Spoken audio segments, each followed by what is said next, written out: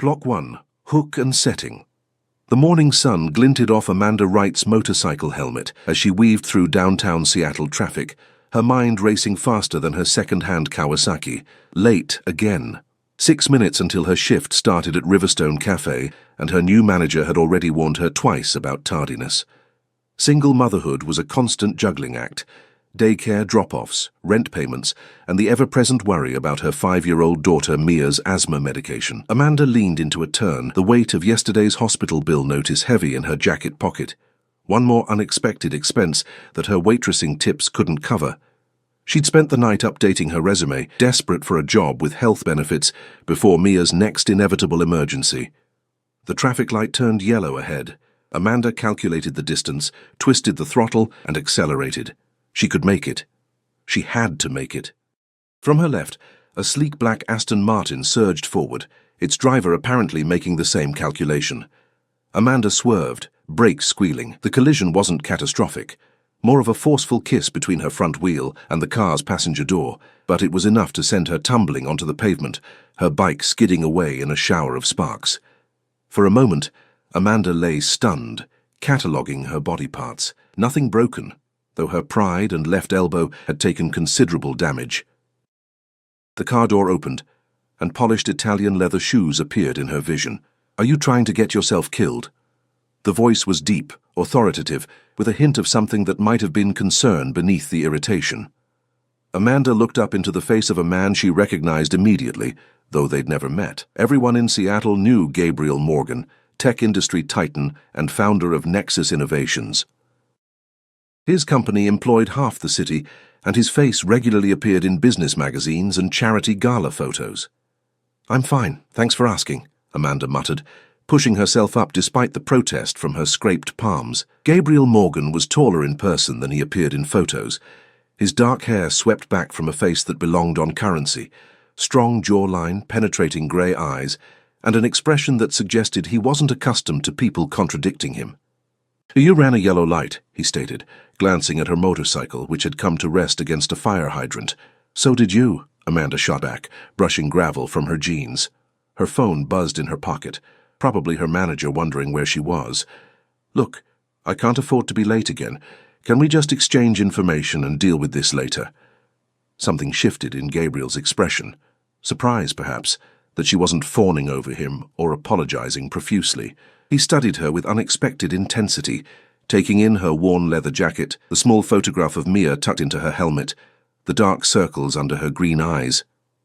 "You're injured," he observed. "I'm late," Amanda corrected, limping toward her motorcycle. It looked relatively undamaged, though the front wheel was slightly bent.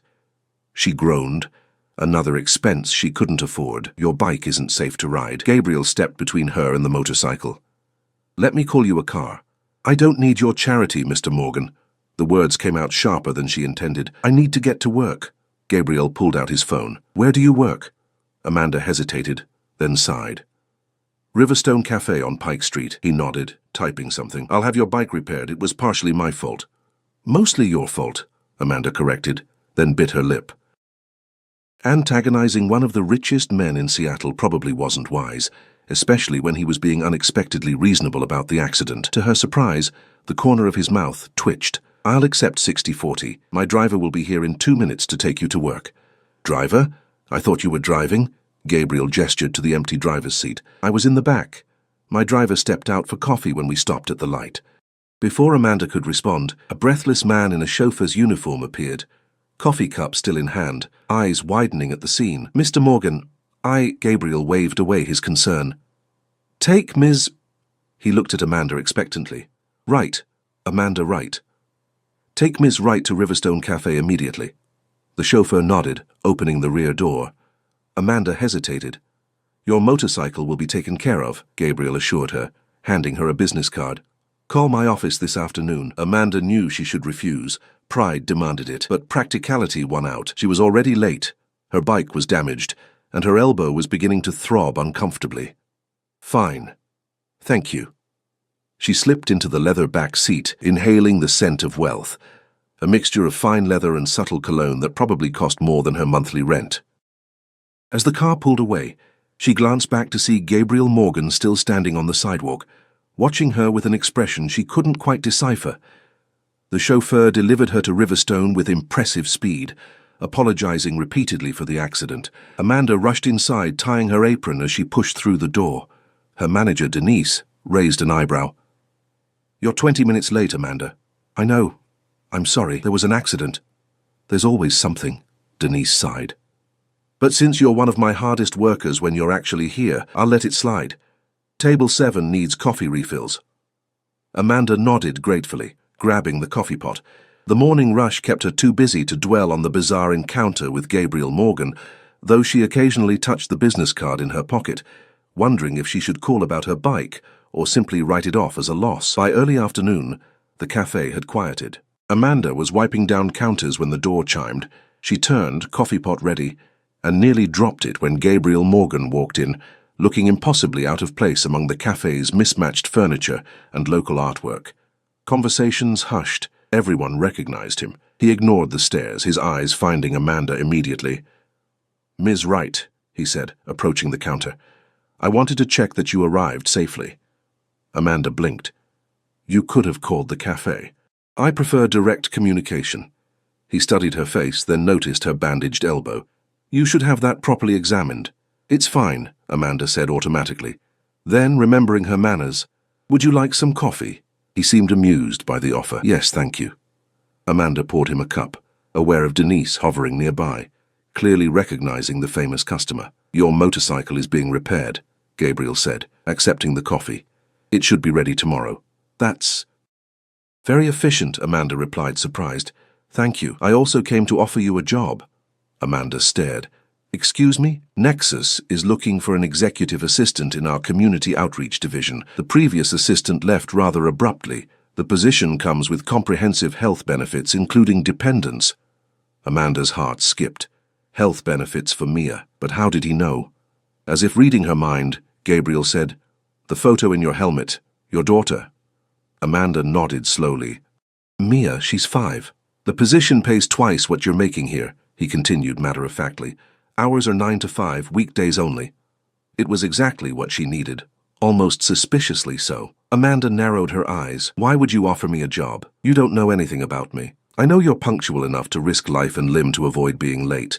I know you're responsible, evidenced by the well-worn but carefully maintained motorcycle. And I know you're honest. You didn't try to claim the accident was entirely my fault." His assessment was uncomfortably perceptive. Still, Amanda hesitated. "I'm not looking for pity." "This isn't pity, Ms. Wright. It's opportunity. For both of us." He sipped his coffee, grimaced slightly, then continued.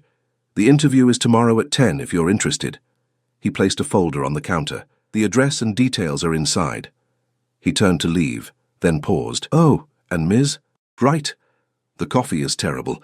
You might want to mention that to the management." With that, he was gone, leaving Amanda staring at the folder, ignoring Denise's rapid-fire questions about why Gabriel Morgan had personally visited her cafe.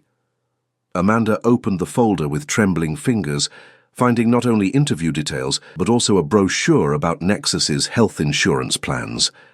As she flipped through the pages, a note fell out, handwritten on expensive stationery. "Ms. Wright, sometimes accidents lead to fortunate encounters. I look forward to our next meeting. GM." Amanda's fingers closed around the note, a strange mixture of hope and suspicion twisting in her stomach. This could change everything for her and Mia, if it wasn't too good to be true. Amanda stared at her reflection in the bathroom mirror of her small apartment, hardly recognizing herself in the charcoal pencil skirt and cream blouse she'd splurged on at a second-hand boutique. Her honey-brown hair was pulled back into a neat bun, exposing the fine lines at the corners of her eyes, subtle testaments to 5 years of single motherhood. "Mommy, you look like a princess," Mia exclaimed from the doorway, clutching her stuffed rabbit. Her daughter's approval meant everything, even if Amanda felt like an imposter dressed for a role she'd never auditioned for. "Thank you, sweetie." Amanda knelt down, careful not to wrinkle her outfit. "Mrs. Patterson will take good care of you today while Mommy goes to her interview."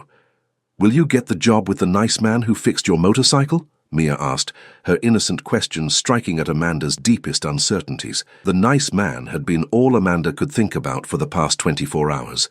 Gabriel Morgan's unexpected job offer felt like a lifeline thrown to a drowning woman almost too perfect. Late last night, after tucking Mia into bed, Amanda had researched Gabriel extensively, finding articles detailing his ruthless business acumen alongside stories of surprising philanthropy. The son of a single mother himself, Gabriel had built Nexus Innovations from a dorm room project into a tech empire valued at billions. His personal life remained largely private, though gossip columns occasionally linked him to models or fellow entrepreneurs, never for long. "I'm going to try my best," Amanda promised, kissing Mia's forehead. "Now let's get your inhaler and medicine packed." An hour later, Amanda stood before the gleaming Nexus headquarters, a 50-story testament to modern architecture that dominated the Seattle skyline. Her repaired motorcycle, delivered that morning as promised, was parked in the visitor's lot. The repair shop had not only fixed the bent wheel, but had also detailed the entire bike until it gleamed like new. The lobby was a cathedral of glass and steel, populated by well-dressed professionals, who all seemed to have a clear purpose. Amanda approached the reception desk, clutching the folder Gabriel had given her. "Amanda Wright for an interview at 10, she said, working to keep her voice steady. The receptionist's eyes widened slightly. "Of course, Miss Wright. We've been expecting you." She made a quick call, then smiled professionally. "Jessica will escort you upstairs." A polished young woman in a tailored suit materialized almost immediately. "Ms. Wright, please follow me." As they rode the elevator to the 48th floor, Amanda fought the impulse to confess she didn't belong here. Jessica filled the silence with corporate small talk, Nexus's market position, their innovative work environment, the artisanal coffee bars on every third floor. "The Community Outreach Division is one of Mr. Morgan's personal priorities," Jessica explained as they exited the elevator. "He believes technology should serve humanity, not the other way around." They passed through an open workspace humming with activity until they reached a glass-walled conference room overlooking the Puget Sound. Jessica gestured for Amanda to enter. "Human Resources will be with you shortly. Good luck, Ms. Wright." Alone in the conference room, Amanda studied the framed photographs on the walls, images of Nexus-sponsored community centers, educational programs, and healthcare initiatives. One photo showed Gabriel cutting a ribbon at a children's hospital wing, his expression softer than the stern countenance she'd encountered yesterday. The door opened, and a woman with a tablet entered. "Ms. Wright, I'm Valerie Hoffman, HR Director." The interview proceeded with unexpected intensity. Valerie's questions were probing but fair, focusing on Amanda's organizational skills, her ability to handle pressure, and her educational background. Amanda answered honestly, including her incomplete business degree, interrupted when she became pregnant with Mia. "Your resume is—" Valerie paused, choosing her words carefully, "unconventional for this position." "You mean I'm underqualified," Amanda said bluntly. Valerie's professional mask slipped, revealing a glimpse of sympathy. "Typically, yes. This position usually requires a bachelor's degree and 3 years of corporate experience. Your work history is primarily in service industries." Amanda's heart sank. Of course it had been too good to be true. Gabriel Morgan's offer had been charity after all, a gesture he probably made without consulting his HR department. "I understand," Amanda said, gathering her purse. "Thank you for your time." "I haven't finished, Ms. Wright," Valerie said. "While your formal qualifications are lacking, Mr. Morgan was quite insistent about interviewing you personally." "Personally?" Amanda echoed. The door opened and Gabriel Morgan entered, his imposing presence immediately filling the room. Today he wore a navy suit that probably cost more than Amanda's annual rent, yet he carried himself with a casual confidence that made the luxury seem incidental. "Ms. Wright," he nodded, taking a seat. "I trust Valerie has been thorough." "Very," Amanda replied, unsure whether to be intimidated or irritated. "Though I'm beginning to think this interview is a formality. Your HR director has made it clear I'm not qualified." Gabriel's expression remained unreadable. "Valerie, would you excuse us?" Once they were alone, Gabriel studied Amanda for a moment. "Why did you come today?" The question caught her off guard. "Because you offered me an interview." Many people would have dismissed the offer as too good to be true, or assumed it came with expectations. His grey eyes held hers steadily. Amanda understood his meaning immediately. Heat rose to her cheeks, partly embarrassment, partly indignation. "Is that what this is? Because if you're looking for some kind of arrangement—" "I'm not," Gabriel interrupted, his tone sharp. "That would be both unprofessional and distasteful. I'm merely curious why you trusted a stranger's job offer." The tension in Amanda's shoulders eased slightly. I didn't trust it. I needed it. She met his gaze directly. My daughter has asthma. The health insurance alone would change our lives. Gabriel nodded, unsurprised. Tell me about your daughter. Mia is 5. She's brilliant and funny and too perceptive for her own good. She deserves better than what I've been able to provide. Amanda hesitated, then added, Her father isn't in the picture. He decided parenthood wasn't compatible with his music career. His loss, Gabriel said simply. I don't want your pity, Amanda insisted, and I don't want special treatment. If I'm not qualified, qualifications are overrated, Gabriel interrupted. I've hired Ivy League graduates who couldn't solve basic problems, and I've watched high school dropouts build million-dollar companies. What interests me is character. And you determine my character from a 2-minute interaction after a traffic accident. The corner of Gabriel's mouth lifted. I'm a good judge of people. It's how I built Nexus. So this is what, an experiment? Hire the struggling single mom and see if she sinks or swims? This is an opportunity, Ms. Wright, one I believe you're intelligent enough to recognize. Amanda leaned forward. Why me, Mr. Morgan? Really? For the first time, Gabriel seemed slightly uncomfortable. You reminded me of someone. My mother raised me alone after my father abandoned us. She worked 3 jobs to put food on the table. His expression darkened. She died before I could give her the life she deserved. The revelation surprised Amanda. This vulnerability didn't match the calculating businessman from the magazine profiles. I'm sorry, she said quietly. Gabriel dismissed her sympathy with a slight wave. Ancient history. The point is, I recognize determination when I see it. The position is yours if you want it. Starting salary is $75,000 with full benefits, effective immediately. Valerie has the paperwork. The figure made Amanda's head swim. It was more than triple her current income. There must be a catch, she said softly. The catch, Ms. Wright, is that I expect excellence. This isn't charity, it's business. You'll work harder than you ever have, and if you fail to meet expectations, you'll be let go like anyone else. The terms were fair, almost brutally so. Amanda extended her hand. When do I start? Gabriel's large hand enveloped hers, warm and surprisingly calloused. Monday, 9 a.m. He released her hand and stood. Valerie will handle the details. I'll see you Monday.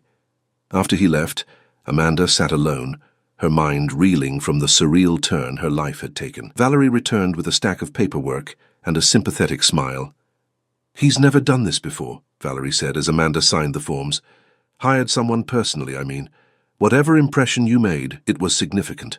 I crashed into his car, Amanda said absently, initialing a health insurance form that would finally cover Mia's treatments. Valerie laughed. Well, it's a novel approach to job hunting. As Amanda rode the elevator down to the lobby, clutching her new employee packet, a text message appeared on her phone. Motorcycle still running smoothly. GM, he had her number. Of course he did. Amanda typed back, Perfectly. Thank you for the opportunity, Mr. Morgan. His response came immediately. Gabriel. And you earned it, Amanda. See you Monday. Outside in the sunshine, Amanda allowed herself a moment of pure joy, imagining telling Mia they wouldn't have to worry about medical bills anymore. Yet beneath her elation lurked a nagging question. What exactly had Gabriel Morgan seen in her that morning on the pavement that had captured his attention so completely? 3 weeks into her new position at Nexus Innovations, Amanda had settled into a rhythm that still felt like someone else's life. Her days were structured around managing Gabriel's community outreach initiatives, coordinating with nonprofits, drafting proposals for educational programs, and organizing the logistics for a tech literacy campaign in underserved neighborhoods. The work was demanding but fulfilling, allowing her to channel her organizational skills into meaningful projects. More surprisingly, she was good at it. The same efficiency that had helped her juggle single motherhood with minimum wage jobs translated perfectly to corporate project management. Even Valerie had grudgingly admitted that Amanda's unconventional background brought a fresh perspective to the department.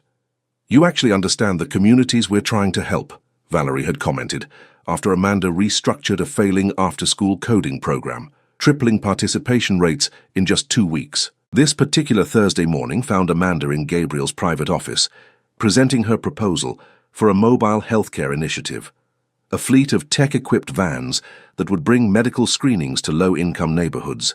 She'd worked on the proposal for days, drawing on her own experiences navigating the healthcare system with Mia. The initial investment is significant, Amanda concluded, sliding the detailed budget across Gabriel's imposing desk.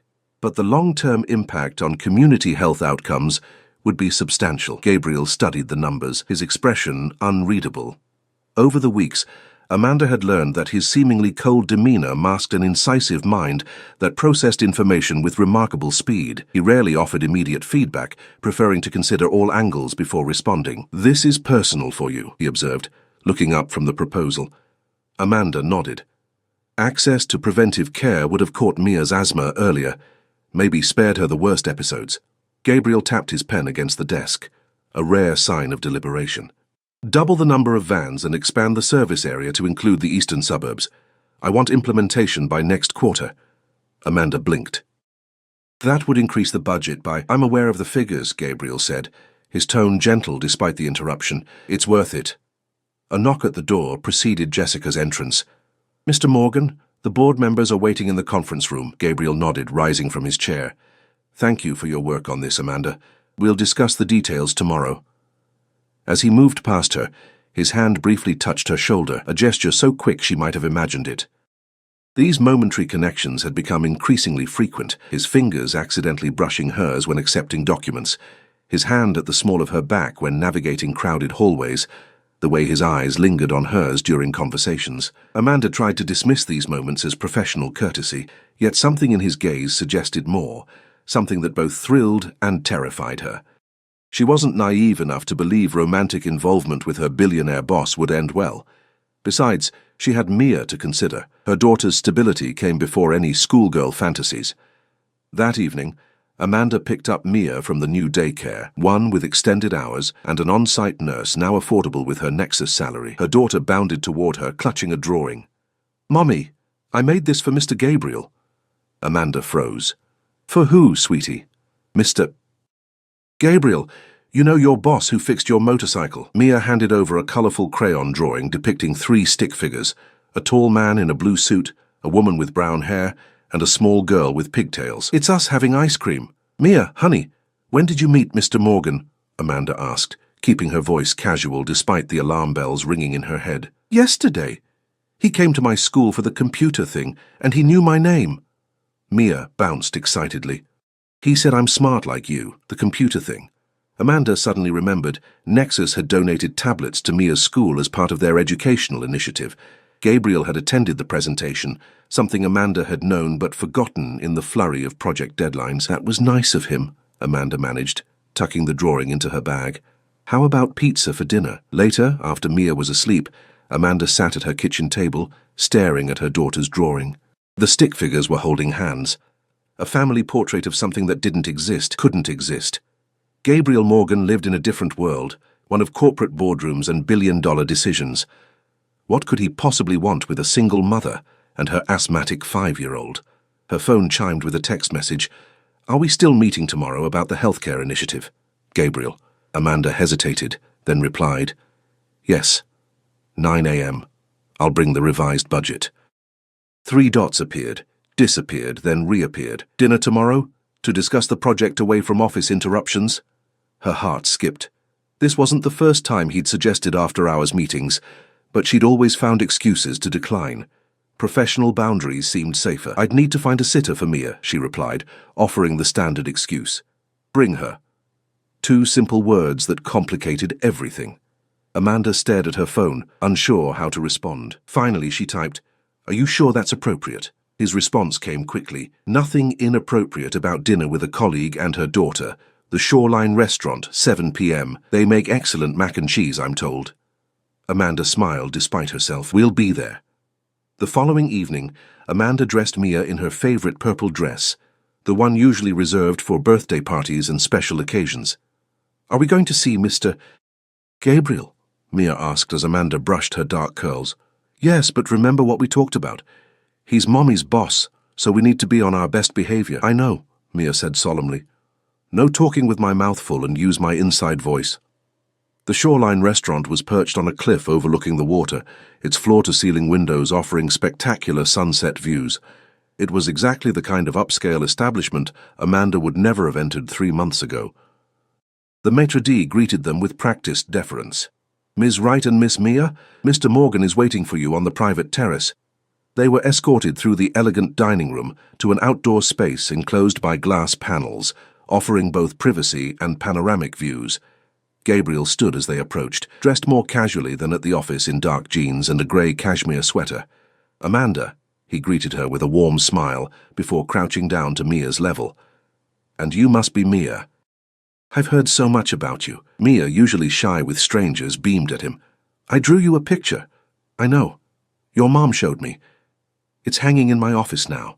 Amanda raised an eyebrow, having done no such thing, but Gabriel silenced her with a subtle wink. Dinner progressed with surprising ease. Gabriel had indeed arranged for mac and cheese for Mia, along with a selection of seafood dishes for the adults. He engaged Mia in conversation about her school and favorite books, listening to her rambling stories with genuine interest.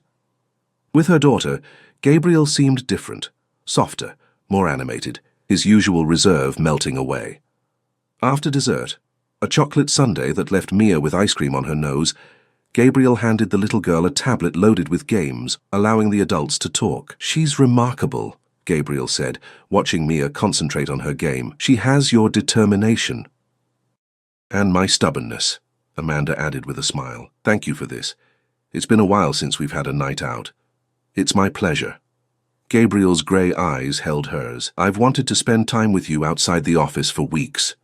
Both of you." The implication hung in the air between them. Amanda set down her wineglass. "Gabriel, I think we should clarify some things. You're my boss. There are boundaries." "I'm well aware of the professional complications," he interrupted gently. "I didn't intend for this to happen, Amanda, but since that morning on the street I haven't been able to stop thinking about you. You don't even know me," she protested weakly. "I know enough." His hand covered hers on the table. "I know you'd do anything for your daughter. I know you're brilliant at your job despite having no formal training. I know you have more integrity in your little finger than most of my board members combined." Amanda withdrew her hand. "And what exactly are you proposing? A relationship between a billionaire CEO and his employee? The power imbalance alone makes that problematic." "I'm not your direct supervisor," Gabriel countered. "We could restructure your reporting line." "That's not the point." Amanda lowered her voice, conscious of Mia nearby. "People would say I slept my way into this position." "Let them talk," Gabriel said with surprising intensity. "I know the truth. You earned your place at Nexus." "Did I? Or did you create a position for me because you were attracted to me?" The question hung between them. Gabriel's silence told her everything. "That's what I thought," Amanda said, disappointment washing over her. "This job was never about my qualifications or character. It was about this. Whatever this is between us." "You're wrong," Gabriel said firmly. "The attraction was immediate, yes, but I wouldn't have kept you in the position if you weren't exceptional at it." Before Amanda could respond, her phone rang. The special ringtone she'd assigned to Mia's school and daycare. Her stomach dropped as she answered. "Ms. Wright, this is Dr. Patel from Seattle Memorial. Your emergency contact at Happy Horizons Daycare asked us to call you. We have your daughter's records on file from her previous visits." "What? Mia's right here with me," Amanda said, confusion giving way to dawning horror as she looked across the table at the little girl happily playing on her tablet. The little girl with straight black hair instead of Mia's curls. The little girl who wasn't Mia. "That's not my daughter," Amanda whispered, her world tilting sideways. "What do you mean?" Gabriel's face paled as he looked between Amanda and the child, who, upon closer inspection, was clearly not Mia. The resemblance was superficial, similar age, dark hair, purple dress, but this was absolutely not Amanda's daughter. Amanda's hands trembled as she pressed the phone to her ear. "Dr. Patel, I don't understand. My daughter should be at home with my neighbor, Mrs. Patterson." "Mrs. Patterson brought Mia in about an hour ago," the doctor explained. "She's having a severe asthma attack. We've stabilized her, but she's asking for you." "I'll be right there." Amanda ended the call, her mind racing to process this bizarre situation. "I need to go. Mia's in the hospital." "Then who is—" Gabriel gestured to the little girl still absorbed in her game. The restaurant's maitre d' approached their table. "Mr. Morgan, is everything all right?" "No," Amanda interjected. "This isn't my daughter. There's been some kind of mix-up." The maitre d' paled. "Oh my God, this must be Sophia Chen. Her mother made a reservation for the same time." They were seated on the main terrace. "Find her mother immediately," Gabriel commanded, his CEO authority surfacing. To the little girl, he said gently, "Sophia, honey, we need to find your mum." The child looked up, finally noticing something was wrong. "Where's my mummy?" A frantic woman burst onto the terrace, followed by the maitre d' and a security guard. "Sophia!" she cried, rushing to embrace her daughter. "I turned around and you were gone. I saw the nice man from TV," Sophia explained innocently, pointing to Gabriel. "He was talking to a pretty lady, and I wanted to see." The confusion sorted itself out in a blur of apologies and explanations. The restaurant's dim lighting, the similar appearance of the children. Sophia wandering off while her mother was in the restroom. A perfect storm of circumstances leading to a momentary case of mistaken identity. In any other situation, it might have been a comical misunderstanding, but Mia was in the hospital. "I need to go," Amanda repeated, gathering her purse with shaking hands. "I'm driving you," Gabriel stated, already signaling for the valet. He settled the bill with efficiency, apologized once more to Sophia's still-stunned mother, and guided Amanda to his waiting Aston Martin within minutes. As they sped toward Seattle Memorial, Amanda's mind raced with guilt and fear. "I should have checked on her. Mrs. Patterson must have tried to call me." Gabriel's hands tightened on the steering wheel. "You couldn't have known. Your phone was in your purse." "I'm her mother. I should always know." Tears threatened, but Amanda forced them back. She needed to be strong for Mia. Gabriel's voice softened. "Amanda, listen to me. Mia is receiving excellent care. She's stable. You're on your way to her now. That's what matters." They reached the hospital in record time. Gabriel followed Amanda through the emergency department doors without hesitation. "Mia Wright," Amanda told the nurse at the reception desk. She was brought in with an asthma attack. "Room 14, through those doors and to the right." Amanda rushed down the corridor, Gabriel close behind. They found Mia in a pediatric examination room, looking small and vulnerable amid the medical equipment. An oxygen mask covered her face, but her eyes brightened when she saw her mother. "Mommy!" Her voice was muffled by the mask. "I'm here, baby," Amanda whispered, gathering her daughter into a careful embrace. "I'm so sorry I wasn't there." Mrs. Patterson, a kind-faced woman in her 60s, stood from the visitor's chair. "Amanda, I'm so sorry. She was fine when we got home from the park, but then she started wheezing. I tried calling, but it went straight to voicemail." Amanda vaguely remembered silencing her phone during her presentation that morning. Another wave of guilt washed over her. "Thank you for bringing her in, Ruth. You did exactly the right thing." Dr. Patel entered, her attention focused on Mia's chart. "The medication is working well. Her oxygen levels are much improved." She looked up, noticing Gabriel for the first time, her professional demeanor momentarily slipping as she recognized the famous tech CEO. "Will she need to stay overnight?" Amanda asked, drawing the doctor's attention back. "I'd like to observe her for a few more hours, but if she continues improving, you should be able to take her home tonight." After the doctor left, Mrs. Patterson discreetly excused herself, promising to check in tomorrow. Amanda sat on the edge of Mia's bed, gently stroking her daughter's hair as the little girl drifted into an exhausted sleep. Gabriel remained by the door, a silent, supportive presence. Finally, he spoke. "Can I get you anything? Coffee? Food?" Amanda shook her head. "I'm fine. You don't need to stay, Gabriel. This isn't your problem." He crossed the room, taking the chair beside the bed. "I'm exactly where I want to be." Something in his tone made Amanda look up. The intensity in his grey eyes took her breath away. "Why?" she asked simply. Gabriel considered his words carefully. "When I saw you that first morning, fierce, independent, refusing to be intimidated by me or my position, you woke something in me I thought was long dead." He glanced at Mia, his expression softening. "And then I learned about your daughter, and I saw myself in her, the child of a strong, determined single mother." "That doesn't explain all this," Amanda gestured vaguely, encompassing the job, the dinner, his presence in the hospital room. "Doesn't it?" Gabriel's voice was quiet. "I recognize something in you, Amanda. The same fire my mother had.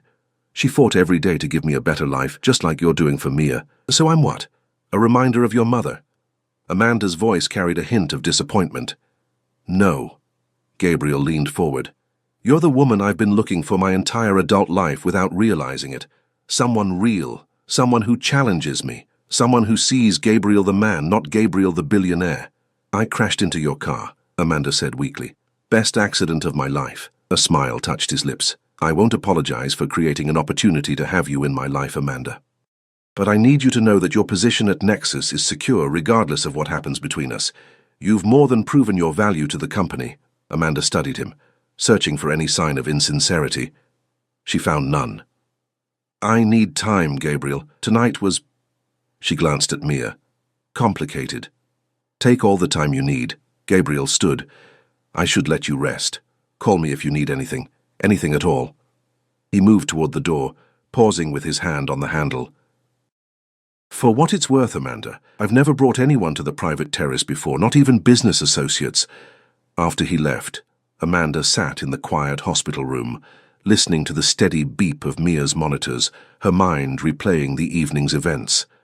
The mix-up with Sophia had been terrifying in the moment, but it was hardly Gabriel's fault, and he'd been nothing but supportive during the crisis, getting her to the hospital, staying by her side. By midnight, Mia's breathing had improved enough for discharge. As Amanda gathered their things, her phone chimed with a text message. Car waiting outside emergency entrance when you're ready. Driver will take you home. Gabriel. Sure enough, the now familiar Aston Martin idled by the curb, the chauffeur holding the door open. As Amanda settled Mia into the back seat, she noticed a brand new car seat installed and a soft blanket folded neatly beside it. The next morning, flowers arrived at their apartment, not an ostentatious arrangement, but a cheerful bouquet of daisies, Mia's favorite. The card read simply, "For a speedy recovery, both of you take the day off. G." Amanda spent the day caring for Mia, who bounced back with the resilience of childhood. By afternoon, she was coloring at the kitchen table while Amanda prepared lunch. "Mommy, is Mr. Gabriel your boyfriend?" Mia asked suddenly. Amanda nearly dropped the plate she was holding. "What? No, sweetie, he's my boss. He looks at you like Prince Charming looks at Cinderella in my book," Mia observed with 5-year-old wisdom. "And he's nice. He got me a special chair in his car, out of the mouths of babes." Amanda smiled despite herself. "It's complicated, Mia. Grown-ups always say that," Mia sighed dramatically, returning to her coloring. Monday morning arrived with new clarity. Amanda dropped Mia at school, equipped with a new emergency inhaler and strict instructions to the staff, then drove her motorcycle to Nexus headquarters. The security guard greeted her by name as she entered the lobby. She found Gabriel in the conference room, reviewing proposals for the mobile healthcare initiative. "Amanda," he stood as she entered, "how's Mia feeling?" "Much better, thank you." Amanda set her notebook on the table.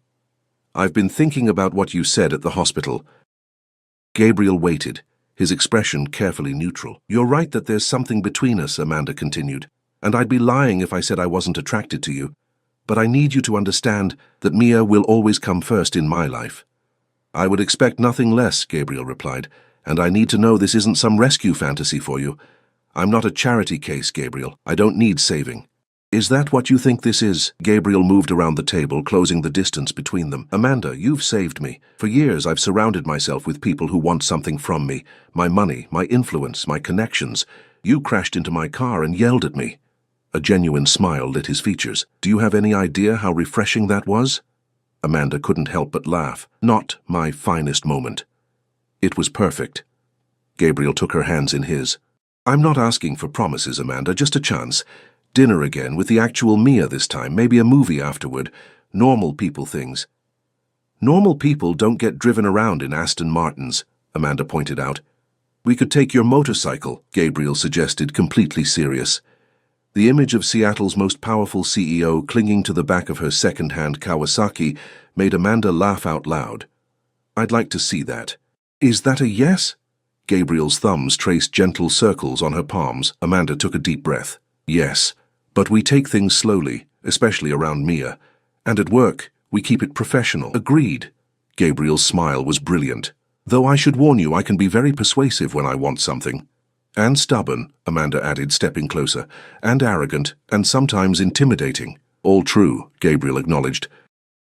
"Fortunately, I've found someone equally stubborn to keep me in line." 6 months later, Amanda stood on the balcony of Gabriel's penthouse, watching the sunset paint the Seattle skyline in gold and crimson. Inside, Mia was showing Gabriel how to build the perfect pillow fort, her laughter mixing with his deeper chuckle. Life hadn't magically become perfect. There had been adjustments, compromises, and the occasional raised eyebrow from Nexus employees. Amanda had insisted on maintaining her position through merit, working twice as hard to prove herself. Gabriel had respected her boundaries, never pushing for more than she was ready to give, and somewhere along the way, they had become a family, not the one Amanda had ever imagined for herself or Mia, but one built on mutual respect, shared laughter, and a love that had begun in the most unexpected of circumstances. Sometimes the best collisions in life weren't accidents at all, but destiny finding its way.